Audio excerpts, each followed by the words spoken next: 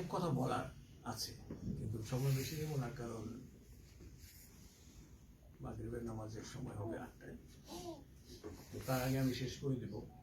সেটা হচ্ছে যে আমি এই দেশের রাজনীতিতে প্রায় 34 বছর থেকে জড়িত, 34 ইয়ার্স।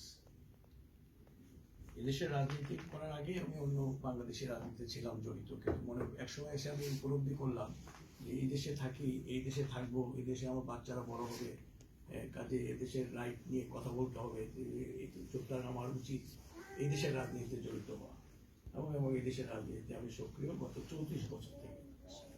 আমি প্রথম ইলেকশন করি এই দেশে স্টকহোম সিটি কাউন্সিলে 2002-তে, আমার ব্যবস্থা পার্টি, যেটা আমি সদস্য হই 94 সালে।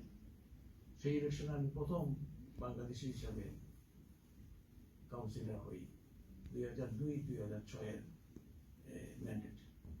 Stockholm city council, kommunfullmäktige Stockholms stad যেটা বলে। তারপরে 2006-এ আমি আবার নির্বাচন করি ব্যবস্থা পার্টি থেকে, নমিনেশন পাই, এবং সেখানে আমি 2006 থেকে 2010, ওই সময় নাম ছিল স্টকহোম ল্যান্স লান্সিং, এখন থেকে চেঞ্জ করে করা হয়েছে রিজিয়ন স্টকহোম। সেখানে আমি 4 বছরের জন্য জয়েন আপ করি। 2010-এ আমি পার্লামেন্টের নমিনেশন পাই প্রথমবারের মতো। তখন আপনাদের মধ্যে অনেকে আছেন তখন ভোটার হন নাই, হয়তো ভোটার হয়েছেন অথবা পরে আসছেন 2010-এ। তখন আমাদের বাংলাদেশি ভোটারের সংখ্যা খুব কম ছিল।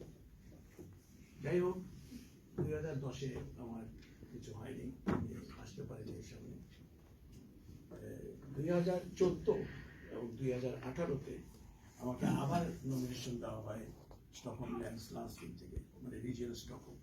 এবং এই 2018 পর্যন্ত আমি লান্সিংয়ে ছিলাম আর কি, রিজিয়ন স্টকহোমে কাউন্সিলর হিসেবে।